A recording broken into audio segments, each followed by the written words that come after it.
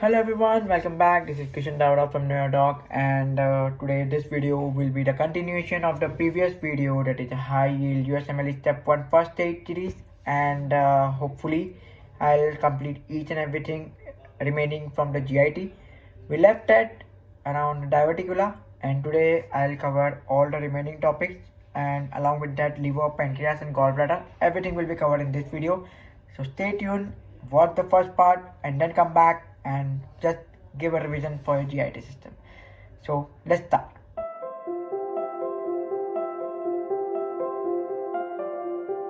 So let's start from where we left back behind. It was Janker diverticulum. Let's start from the Janker diverticulum. Okay. So Janker diverticulum, you guys know it is given here already. It is a esophageal false diverticulum. And all you need to remember here is the name of the muscles where it exists. You need to remember the X-ray that is given here. That is what else you need to remember here is that all the symptoms. Make sure that the clinical visit is given in older female, and one of the most important one is there will be foul breath. Foul breath, another term is halitosis. Okay, so make sure you know all the symptoms and you are able to identify them based on the symptoms given below. Moving ahead to Meckel diverticulum. We'll go to Meckel diverticulum. Meckel diverticulum is a true diverticulum, and so this is one of the most commonly asked question, Meckel diverticulum, and all these symptoms are important. The diagnosis, how diagnosis is made, that is important, and this rule of two, you can use that, but they are not very helpful. Just for the sake of reading, you can give. Okay. So persistence of vital in omphalomescentric drug is also important, and Meckel diverticulum is associated with many other conditions. We will cover that now. That's all for Meckel diverticulum. Moving ahead, Hirschsprung disease, another congenital anomaly of GIT, and this is very high yield. I will consider this as well as Meckel diverticulum very high yield. So moving on, this diagram shows you what the problem is there. This is the pathophysiological mechanism given here. Okay, and there is a genetic defect also, and this is how the patient will present to you. Okay, and another thing is it will also improve with the Down syndrome. If you have studied the mnemonic of Down syndrome, Hirschsprung disease is one of them. Okay, coming to this, expressive expulsion of feces. This line will always be given. This is the most commonly asked line, most commonly type of clinical vignette that is given. There was a repetitive expulsion of feces. It means the question is talking you about Hirschsprung disease. Okay, so this is all very important, very high yield Hirschsprung and Meckel diverticulum. Moving ahead to mal rotation, there hardly one question has been asked from mal rotation. You can see the presence of lead bands. They have asked the presence of lead bands. Okay, this image is very important. Moving on to intersubception and Meckel diverticulum, they go together. Okay, so Meckel diverticulum can be result of intersubception, or intersubception can be one of the cause of Meckel diverticulum. All those stuff, they both will be related. So let's see what is important, what is actually an intersubception. And this X-ray image also, this is not X-ray, this is ultrasonography, USG. This is very important.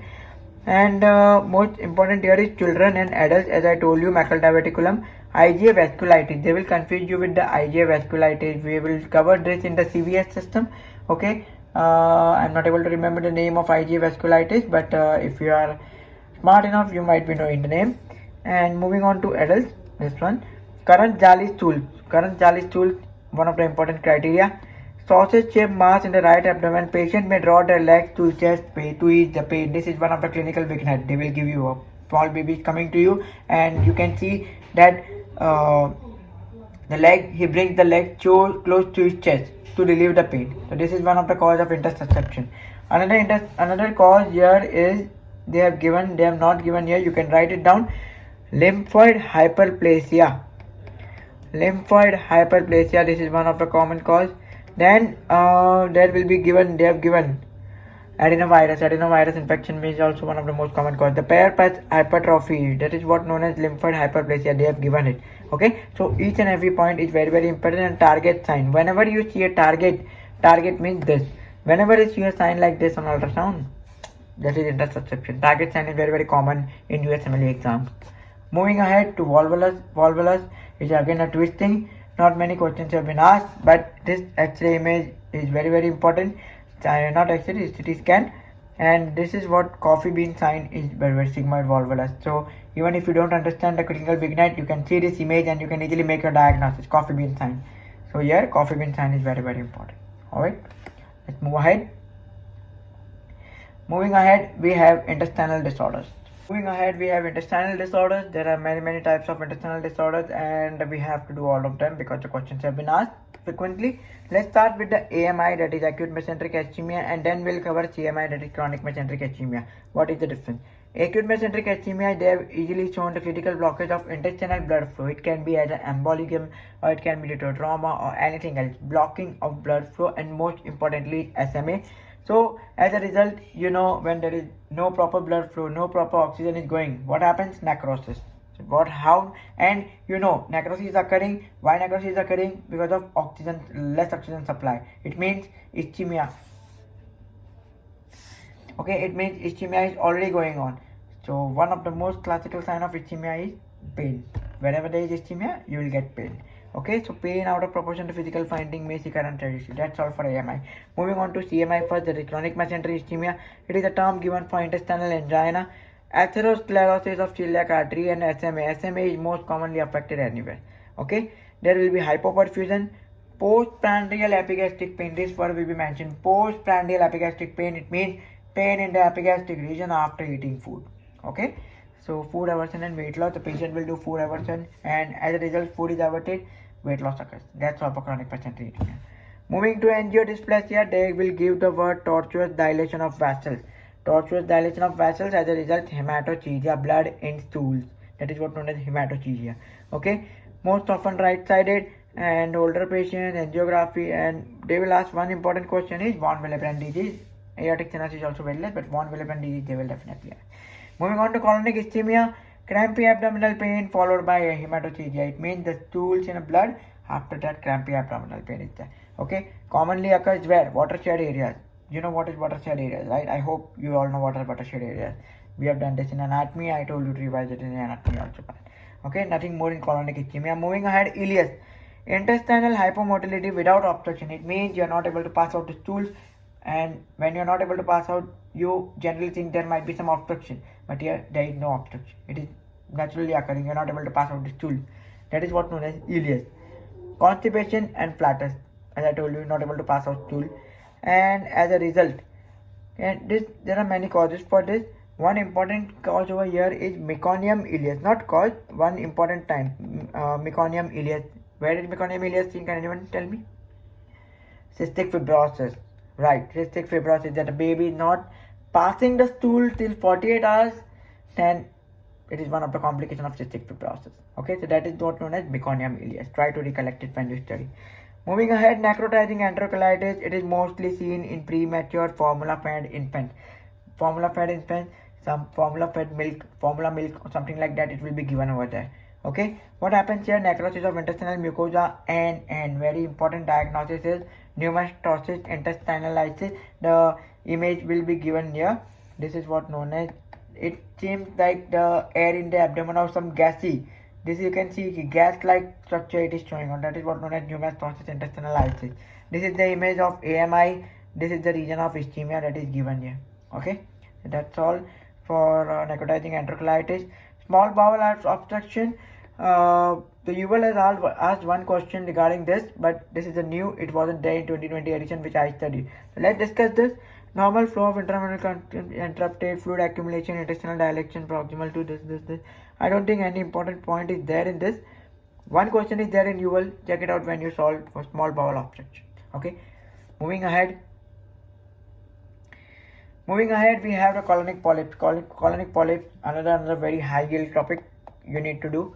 Very high yield, and it is basis of cancer, colonic cancer. So this is very high yield. I remind you, study each and every point properly. I'll tell you what is your.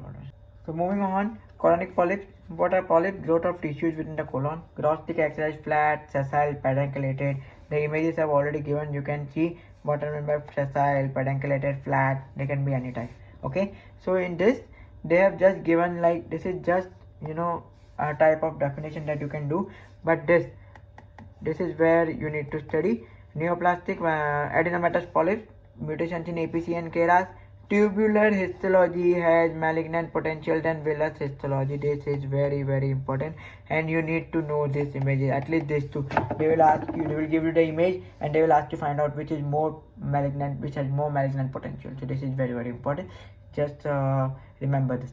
Okay, adenomatous polyps.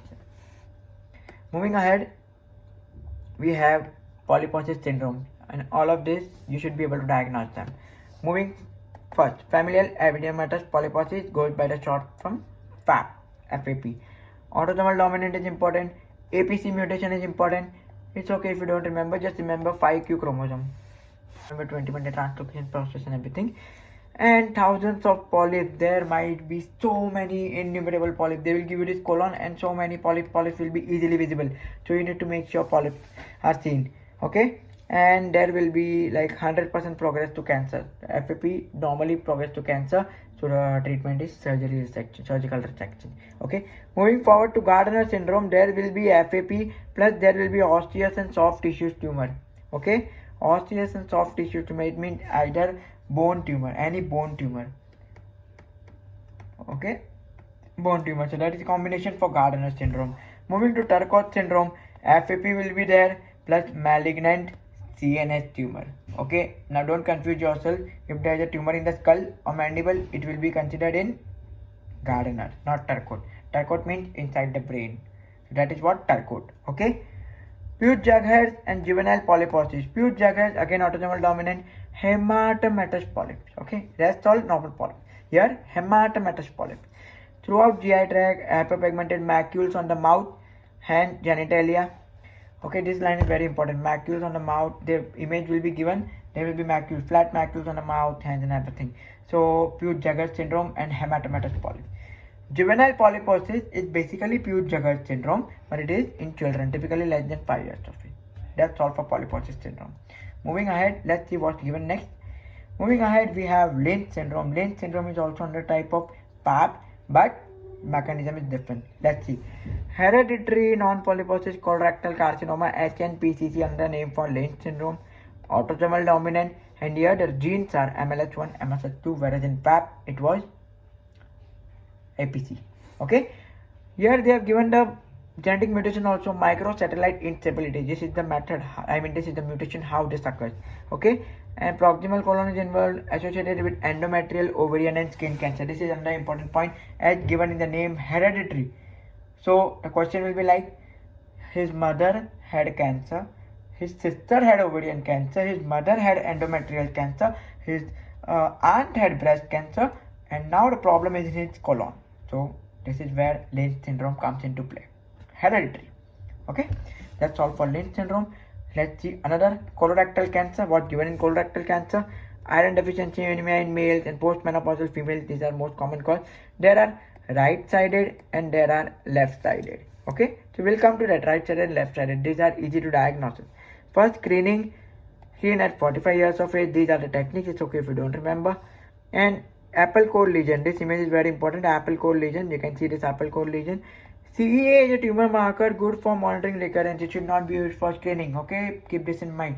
They will ask you how you diagnose. So CEA is not the basis of diagnosis. It is just for management. Moving ahead, what we have presentation, like what part of colon will be affected first. Rectus sigmoid, ascending, descending, like majorly where it occurs. Okay, not first, majorly where it occurs. Then mostly they are asymptomatic, and this is your right-sided. Right-sided means ascending and descending. Okay, descending means left, ascending means right. So in ascending, exophytic mass, iron deficiency anemia and weight loss. If iron deficiency anemia is given, right-sided colon cancer. Keep this in mind. Descending means left side. In left side, there will be oligopene and hematochezia, means blood in stool. In right side, mostly no blood in stool. So this is one way how we can distinguish between them. Okay, and can present with Streptococcus bovis galacticus that can cause colon cancer with that. Okay, so these factors are there only: polyps, tobacco use and smoking, and meat fiber with low fiber, and consumption of lot of meat that we have seen in diverticulitis. That's all for colorectal cancer. Let's move ahead. What is given? And here they have given molecular pathogenesis of colorectal cancer, like how body is causing colorectal cancer. So as you know, there are three pathways: chromosomal instability, microsatellite instability, and overexpression of cause. Each and everything is important, and this diagram is very, very important. I request you to by heart it, to learn it, and to understand it properly. Okay, that's it for the GIT. Here we actually complete the gastrointestinal system from esophagus to intestine. Now we'll start with liver, then gallbladder and pancreas. Okay, let's start with liver. So first condition they have given is cirrhosis and portal hypertension, and not so much is given over here. So I hope you have already watched boards and beyond videos, and this is just the revision time. So I'll just tell you what is important over here. Okay, you must be knowing what is portal hypertension. You must be knowing what is cirrhosis. So I'm not going to detail over here. I will go what is important over here. One important question that I have asked twice or thrice in the UL and in the exam also I faced it was they have asked this star one, spider angiomas, palmar erythemas, and another one testicular atrophy and gynecomastia. They literally asked what is common between them. Like they gave me the questions was spider angioma and they gave me palmar erythema, and in the option they asked what was the same, like which of the following condition will follow the same pathophysiology as symptoms given in the patient. Option was testicular atrophy, ovarian atrophy, obesity, hyperbilirubinemia, pericarditis. So you know testicular atrophy because spider angiomas, palmar erythema are because of due to increased estrogen. Okay, so this is how they have asked. All the symptoms are very important, but make sure the star ones they have another important specialty. Okay, let's move forward. Nothing high yield, spontaneous bacterial peritonitis, nothing high yield. They will be just asking you about the microbe that you have already done microbiology. Moving forward for serum markers of liver pathology, and you should remember each one of them. At least you should remember how the lab values are, like AST, ALT, and ALP. Okay, at least these are very important because this will help you diagnose whether it is biliary or it is liver, whether the problem is in bile structure or it is in liver. Okay, so as you all know, AST greater than ALT, then it is alcohol problem. If ALT greater than AST, then non-alcoholic problem. And if ALP is greater than AST or ALT, then what is it? Those who watch BNB, they must be knowing this answer. If ALP is high, then the answer is not the liver problem, there is the biliary apparatus problem, gallbladder problem. Okay, so make sure you understand this concept, and all the liver markers, bilirubin, albumin, prothrombin, time, platelets, whether it increases or decreases. This is what they are asking. Okay, this is what you have to apply your brain just based on the general rules. Okay, so make sure you know everything. Coming down to Reiss syndrome. In Reiss syndrome, simple, the baby is having viral infection and the parents have given them aspirin, which is not allowed except in one condition, that is Kawasaki disease. I am writing here, they have already given Kawasaki disease is a special case, but overall not allowed. What is the pathophysiology here? Aspirin metabolite decrease beta oxidation by reversible inhibition of mitochondrial enzyme. This is very, very important. So it will involve steatosis. They will give you steatosis, some word of steatosis in mitochondria, or you can say the fat accumulation. What is steatosis? Okay, because oxidation is not there, so fat will be present. Okay, so they will confuse you. They love to confuse you. Moving ahead, we have alcoholic liver disease. So as you all know, AST greater than ALT. Hepatic steatosis, alcoholic hepatitis, alcoholic cirrhosis. If you have Robbins at home, the one you call the Papa Robbins, the big book of Robbins, in that they have given a beautiful image of the interlink between these three. I'll share this image on my Instagram while I upload this video. I don't have Robbins now, but the beautiful image given, go to the alcoholic liver part in the liver and you will find a flow chart from hepatic steatosis to alcoholic hepatitis to alcoholic cirrhosis. Very beautifully they have explained the flow chart. I request you to please go through it once before you complete the topic. Okay, let's move forward. Non-alcoholic fatty liver disease, ALT greater than AST, simple, and All this pathology is very important. Images are very important. I'll request you to go through them properly. This is the unique image. It means what it means. Come on, tell me what is the action over here. Stellate cells have started their action. Okay, stellate cells have started their action. So let's move ahead. Autoimmune hepatitis, again another type. Autoimmune में ALT, AST will be very high. Okay, ALT, AST very high. Please, if you haven't watched BNB videos, I very highly recommend you to watch the BNB videos. They have helped and made it clear to understand each and every diagnosis. So I really recommend you to watch that. I'm just showing you what is high yield and what is frequently asked. I'm not going to explain you each and everything here. Okay, moving ahead to hepatic encephalopathy, we have this. What is the mechanism? Increase in NH3 production, decrease in NH3 removal. Okay, and these are the causes. These two lines are very important. They will give you the cause and they will ask you whether NH3 production is increasing or NH3 removal is decreasing. So causes have already there. Memorize them. Okay, let's move ahead. Moving ahead to liver tumors. Hepatic most important ones are hepatocellular carcinoma, and another one is or hemangioma. Okay, hemangioma, also known as cavernous hemangioma, and wherever you find the word hemangioma or cavernous hemangioma, the structure will be always like this. There will be the blood vessels in the between. Okay, I don't know why I'm explaining you, but this is very important. So that's why I'm explaining you. Okay, so this is very important. Moving ahead, hepatocellular carcinoma. Each and every line is important. Wilson disease, all this will be going to study ahead. Okay, findings are, see, liver and bile. Findings will be mostly similar. It's up to you how you look at the case, how you look at the lab values, and how you look at the symptoms given. Okay, try not to get confused. If you are confused, solve your questions again and again. Coming to alpha-1 antitrypsin deficiency. Alpha-1 antitrypsin deficiency is the only condition where they will confuse you with giving lung plus liver condition. Lung and liver conditions will be given together.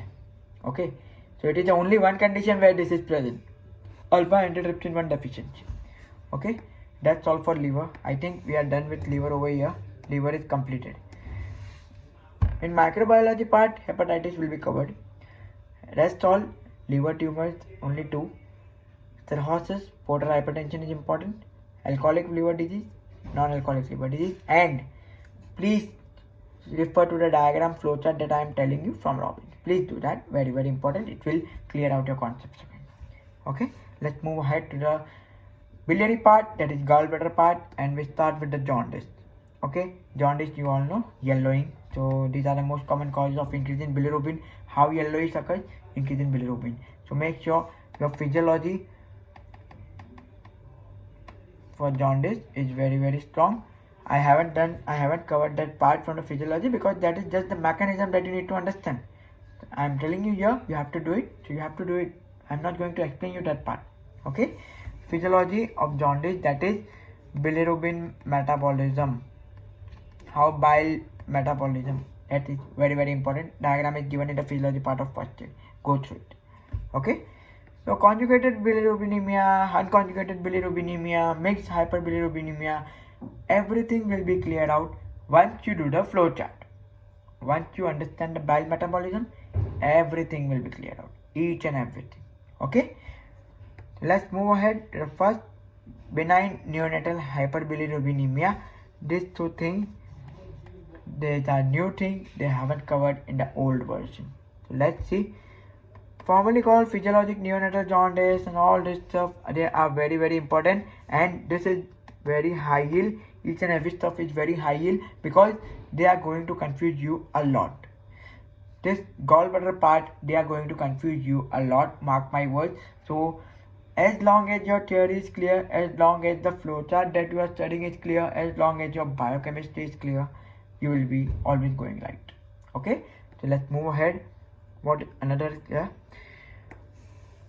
biliary atresia, one important point here is there will be acolic stools and persistence of darkening urine and acolic stool. This is very important over here, and direct bilirubin and GGT. If this is given, directly go for biliary atresia. Okay, whereas physiological neonatal jaundice, they won't have this. Okay, they won't have this. So this is one trick when I am telling you. Biliary atresia में darkening urine, alcoholic stools, increasing GGT and conjugated bilirubin, that is direct bilirubin. Okay, let's move forward to hereditary hyperbilirubinemia. There are 4 and each of them are very easy. The first 2 are unconjugated and the second 3 and 4 are conjugated hyperbilirubinemia. Okay, so if unconjugated is given, strictly think about Gilbert and Krigler-Najar one. Okay, in Gilbert, what they will give you this condition: stress, illness or fasting. They will say exams are coming, the patient is in stress, the patient is fasting to lose weight. So fasting and stress, they all come under Gilbert. Krigler-Najar, nothing, just jaundice, condensation, all the normal stuff. They will give absent UDP, glucagonol transferase. And what is this? This is an enzyme convert unconjugated to conjugation, all those processes that occur in the bile metabolism. Please refer bile metabolism. I'm trying to tell you again and again. Once you master that, everything will be easy. Okay, so these 2 were the unconjugated hyperbilirubinemia. Coming to Dubin-Johnson and Rotter, they are conjugated hyperbilirubinemia. Simple. One difference between Dubin-Johnson and Rotter is, in Dubin-Johnson, grossly black, and another one is there will be impaired excretion of epinephrine metabolite. Okay, these 2 are the points how we will distinguish for Rotter. Okay, in Rotter there won't be black liver. Okay, there won't be black liver, and here due to impaired hepatic storage of conjugated bilirubin. Okay, so each and every line over here is important, and this is very easy. This is the easiest part in a gallbladder that I am telling you. Moving forward, see, here also they have given the diagram, here also they have given, but here it is given in short. But when you see the physiology part of GIT, they have given it beautifully. So go there and revise it. Here also they have given how conjugation and conjugation occur, how bilirubin uptake is taken, how they will be excreted in the urine, stools, and how they will be taken back enterohepatic circulation. Everything is very important. Okay, moving forward. Wilson and hematochromatosis. One important way how I tell you to differentiate is age. Check the age. If it is less than 40, Wilson. If it is greater than 40, hemochromatosis. This is not actual, but the questions that I have faced followed this rule. So you can also follow this rule.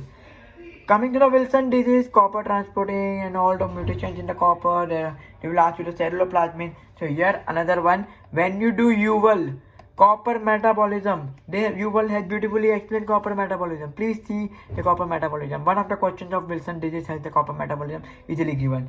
So whenever you come across this, write it down. Write down the copper metabolism itself over here, so it becomes easy to revise. Okay. Then copper will be actually here present before the age 40. After 40 also it is possible, but diagnose करने के लिए 40 से पहले it's okay. All these are symptoms: Kaiser-Fleischer ring, sunflower rings, descendant membrane of cornea. Okay, and Chelatian with penicillamine, Triant, and all these stuffs are very important. Okay, very high yield. These 2 are very high yield. I already told you differentiate 40 से ज़्यादा 40 से कम. Hemochromatosis, autosomal recessive, HFE gene में है, chromosome 6 में है. Okay, here also the chromosome is, chromosome 13 is given. Remember it. Transfusion therapy से हो सकता है, iron accumulation, hemosiderin, going back to your basics in hematology, iron deficiency anemia, iron metabolism. Iron metabolism क्या था? Transferrin, hepcidin, all those पूरा transportation जो था, revise that. There you will get it. Presence after day 40 with iron greater than 20 degree, bronze diabetes, then it can lead to arthropathy, calcium pyrophosphate deposition, a type of pseudogout, and treatment is Chelatian again. Phlebotomy is also there. So these 2 are very important. Do it 40 से ज़्यादा 40 से कम. Remember the rule of 40. Coming to biliary tract disease, इसको ignore करो, ये ज़्यादा पूछते नहीं है. PSC and PBC, these are very important. Primary sclerosing and primary. Now I told you अगर ALP ज़्यादा है AST ALT से, it means biliary problem है. Okay, this is the rule. AST ALT ज़्यादा है ALP से, तो liver problem है. If ALP is more, biliary problem. Let's see the causes over here. And whenever there is biliary problem, ALP is high, as I told you, there can be cholesterol also high, there can be bilirubin will be high, jaundice will be there, pruritus will be there, itching will be there, dark urine and light colored stool. So these are the symptoms. See, this you should read and you should get to know, yeah, biliary problem. Okay, you should get to know it.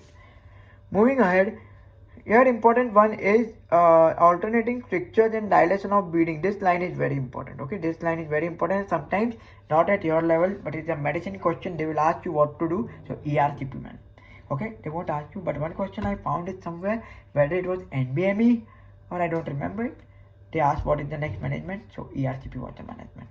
Classically in middle-aged and ulcerative colitis, PSC associated with ulcerative colitis.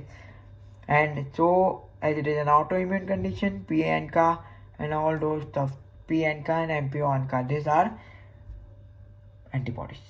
Okay, so this is very important. Coming to PBC, primary biliary cholangitis, this is also autoimmune. Classically in middle-aged females, here it is males. Sometimes etiology will also help you to solve the questions and you should be smart enough to remember them. Okay, here antimicrobial antibody against IgM, this is antimicrobial, and as it is autoimmune, it can be related with other autoimmune conditions. Okay, so make sure you are able to relate it. Moving ahead, what we have, biliary stones. Biliary stones, they can be cholesterol, they can be pigment stone. This diagram is important. Okay, this diagram is important, and the causes that they have mentioned here, try to differentiate. If chronic hemolysis is given, pigment stone. If Crohn's disease estrogen therapy is given, cholesterol stones. Okay, they will give you this image, and this is very easy to diagnose, but based on the stone, based on the passage, based on the anatomy, what confusion will arise is in this condition. Confusion will arise over here. Stone is obstructing in the cystic duct, or stone is obstructing in the common hepatic duct, or where it is obstructing, and based on that, these conditions are present. Okay, so based on this biliary stones, we have these conditions. Location of the stone, cystic duct में है, common hepatic duct में कहाँ है? Okay, so let's see the first one, biliary colic. Colic means pain. Biliary colic means pain in the biliary, pain due to biliary apparatus. Okay, so let's see, associated with nausea, vomiting and dull RQ pain. Here they will give you one condition, pain after eating fatty meals. Fatty meals यानी कि बोल देंगे burger. You have eaten a burger and suddenly start paining. Okay. So neurohormonal activation by CCK after fatty meal triggers contraction of gallbladder. Gallbladder को contract किया, and what happens is the stone is forced into the cystic duct. So here the stone is in the cystic duct, and that is what causing your pain. Okay, simple. Labs are normal and everything is normal. This is the pathophysiology behind that. Moving ahead, choledocholitis, presence of gallstones. Presence of gallstones in the common bile duct. Choledocholitis, presence of gallstones in the common bile duct, whereas above biliary colic में cystic duct. That's the only difference. That can be lead to ALP, GGT, everything might be increased. Okay. Cholecystitis, this is very important, very high yield. You should be able to see. If it's okay if you don't understand it at your level, it is not important, but information is important. Murphy sign is important. Inspiratory का time pain हो रहा है. Calculus, whether it is a stone problem or it is not a problem. Calculus में क्या होगा? There might be ischemia in the gallbladder, so as a result gallbladder won't be perfused properly. In the calculus, what will be the most common type? Gallstone cystic duct में impact हो जाएगी, and that will what cause a problem. Okay, and diagnosis is done with the help of HIDA scan. Failure to visualize gallbladder, they will give you this. Okay, this is asked. And gallstone ileus, fistula between gallbladder and GI tract. Regular triad is important.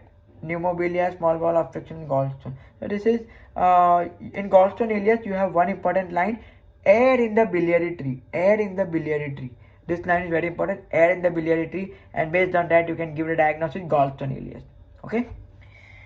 Moving to porcelain gallbladder. Porcelain gallbladder is nothing but a calcified gallbladder easily seen in this image, and what it causes? Increase the risk of gallbladder carcinoma. And what type of carcinoma? Adenocarcinoma. Okay. Goes by the name of cholangiocarcinoma. Don't get confused. Porcelain gallbladder. Not very rarely asked, not to worry about it. Moving ahead, acute cholangitis, charcot triad and renal pentad, you have to remember. Okay, you have to remember. And if this triad is present, triad you have to remember, nothing you can do. Okay, so if triad is present, diagnosis is easy to make. Okay. Then moving ahead, we have cholangiocarcinoma, not frequently asked, cancer of gallbladder, cancer of bile duct epithelium, not frequently asked, not to worry about that. Moving to acute pancreatitis, see in pancreas they have just considered two, acute chronic pancreatitis and pancreatic cancer. So with this we are done with gallbladder things. Moving on to pancreas now. Only three things: acute pancreatitis, chronic pancreatitis and pancreatic cancer. That's it, and we are done. Okay, so you should be able to see the CT images. Okay, you should be able to identify the pancreatitis. You should be able to identify the calcified pancreas given. You should be able to identify them. And the causes, there are so many. The patient can come with any one of the cause and you should be able to identify it. Based on that, diagnosis: epigastric pain radiating to the back. Epigastric pain radiating to the back, one of the important cause, one important diagnosis. Serum amylase or lipase. Lipase is more specific. Okay, lipase should be elevated. And another one is, I think, pseudocyst. In the complication, there will be a pseudocyst formation. Pseudocyst is visible. Yeah, this is what pseudocyst is. You should be able to identify. What is pseudocyst? Granulation tissue. All these points very, very important. And autodigestion of pancreatic enzyme, mostly by trypsin. Okay, that's all for acute pancreatitis. We are done with acute pancreatitis. Moving down to chronic pancreatitis, one of the most common causes of chronic pancreatitis, acute pancreatitis. Okay, acute pancreatitis can cause chronic pancreatitis. See the calcified layer of pancreas in this. You should be able to identify in the CT images. Okay, major risk factors: alcohol and cystic fibrosis and acute pancreatitis. What is the pathology? Pathology they have given here: atrophy and calcification of pancreatitis. Nothing more, nothing less. And amylase and lipase can be normal over here. Symptoms will be seen: pain radiating to the back, epigastric pain radiating to the back. Moving ahead to pancreatic cancer, that is the last topic in the pathology and the clinical condition.